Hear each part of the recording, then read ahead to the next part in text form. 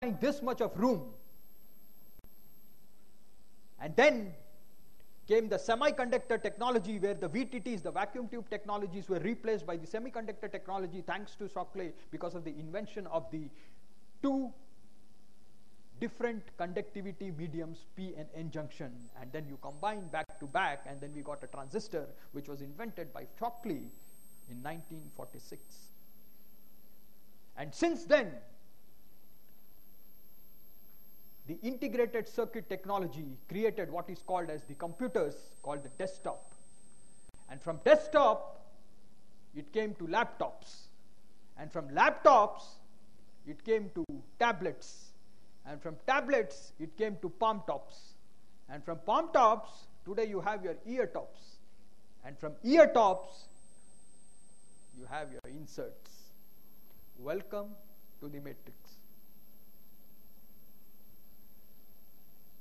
The transition from white to yellow, from green to gene, and from MEMS to NEMS, even that is not the limit. So therefore, we have created the cyborg. So therefore, the matrix is for real. And if we go according to the Gego theory of nanotech, then I'm sorry to say that the nanobots will self-replicate and destroy the world as we know it. Science is a good servant, but a bad master. What have we done? A deteriorating, filthy condition, and spoiled this flawless Brahman which was created by us. So therefore, as a students of tomorrow, the future you behold, please think before you would like to take the next step. Because these are invisible bullets. It will give you good gifts at one end and slash you or skin you at the other end. Yeah, thank you.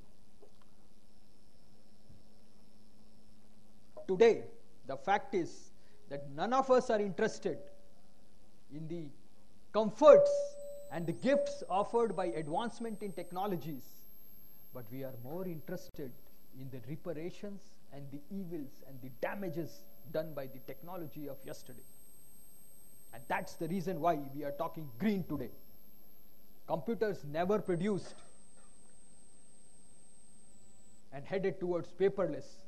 Today we have produced more papers than computers today. I would have been more happy, with all due respect to Swamiji and others, that instead of CD, if you had put it on the net, it would have been much better, because CDs are more hazardous and dangerous materials to dispose rather than doing. So you might have created at least 1,000 CDs. Not good.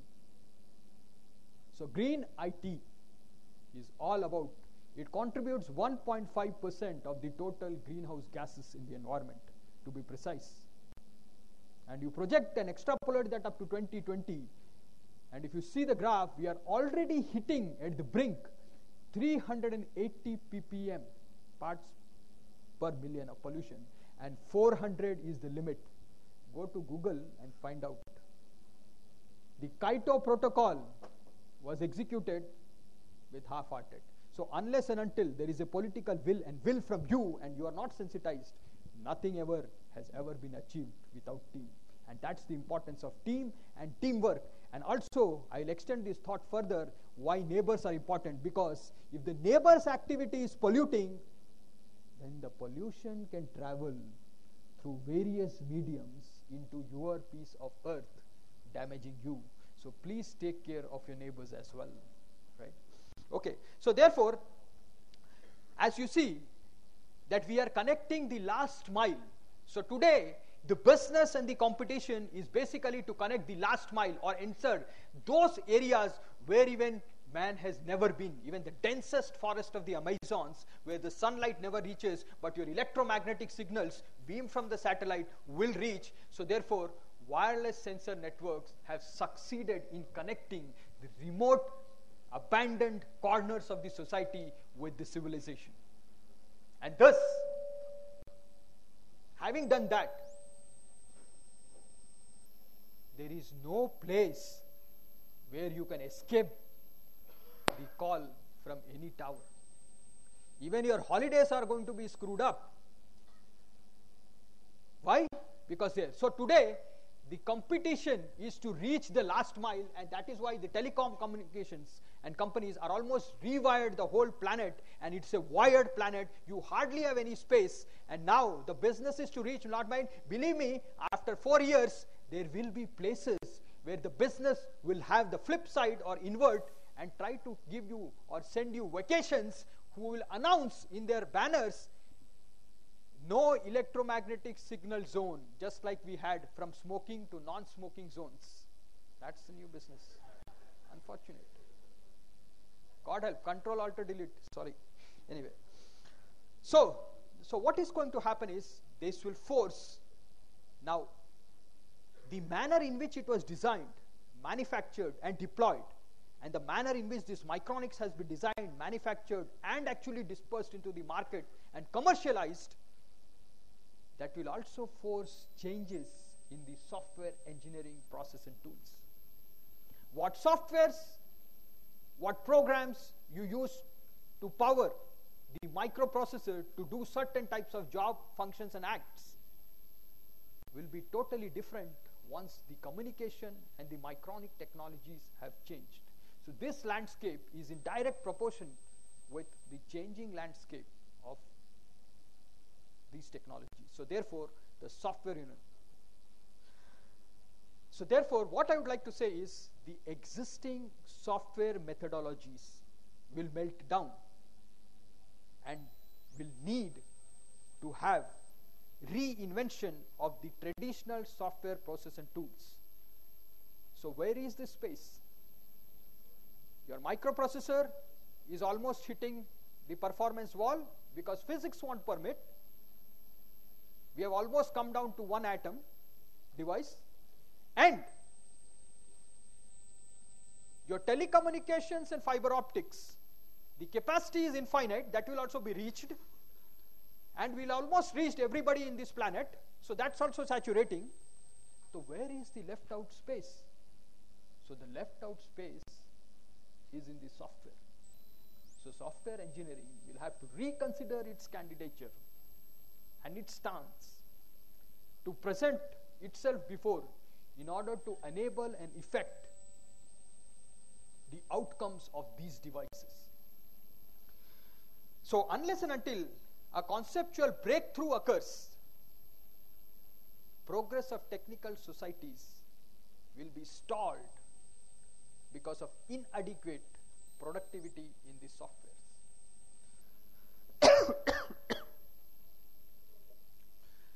Next. So the current 50-year transformation, we have the 3 pillars of modern technology. The microprocessor, also known as the steam engine of the information age. The second, the fiber optics and the telecommunications, the distribution mechanisms of the information age. And the third, the software engineering, its process, tools and techniques, the fuel to the steam engine of the information age. All these 3 points will almost be hitting their performance wall, and by 2012 or 13, they would have almost encapsulated in its own capacity all the things under its hat, right? And they will reach the far points of the globe. So what is left?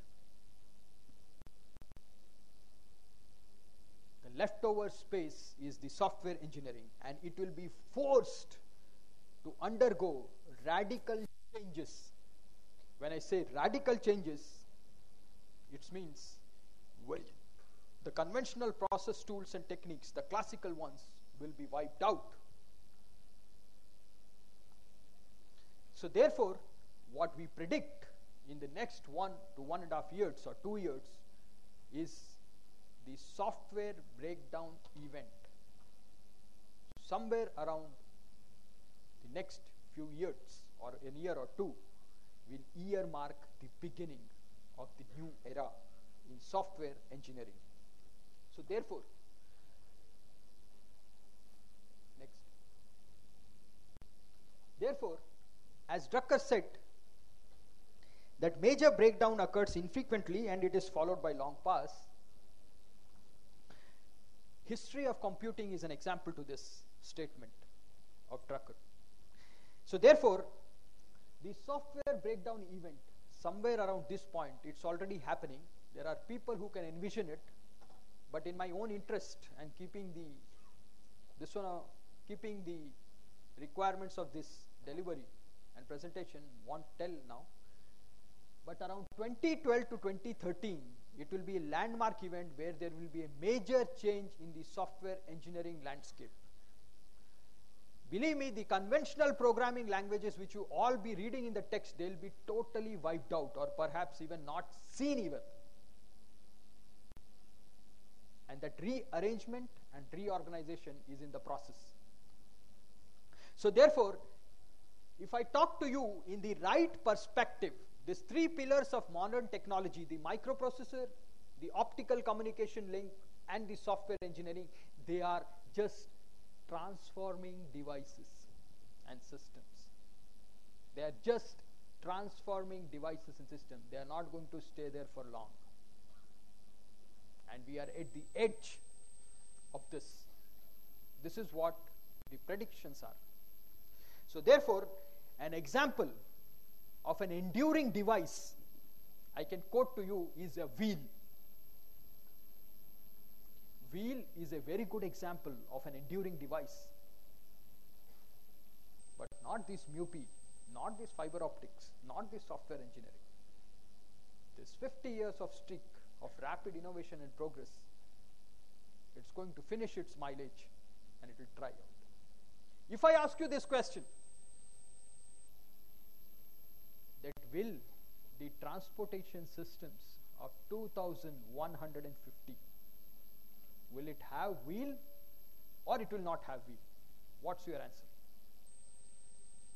It won't have a wheel. That's it.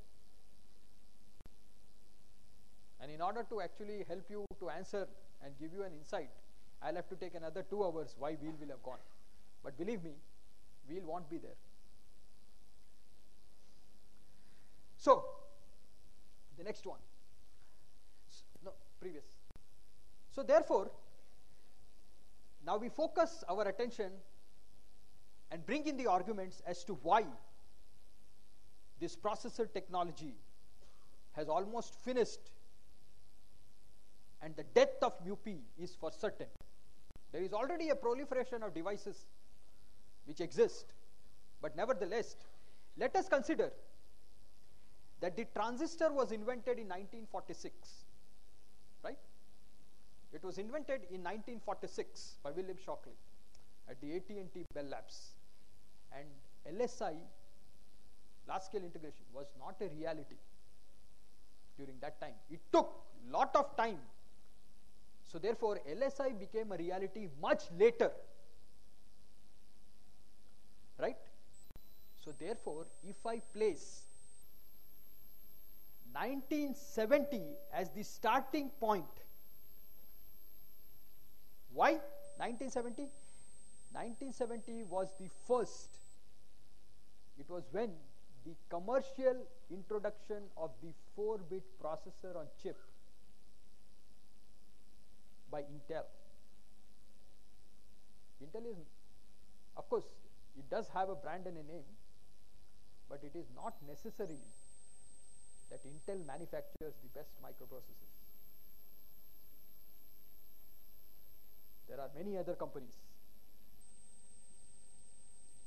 It has been a leader. So therefore, if you place 1970 as the starting point for manufacturing the first 4-bit processor on chip which was commercially introduced by Intel, then according to Drucker, the 50-year transition which I and you are a part will show the next breakdown early in this century, around 2010, 2012 or 2013, right, according to it. Now suppose, as we are all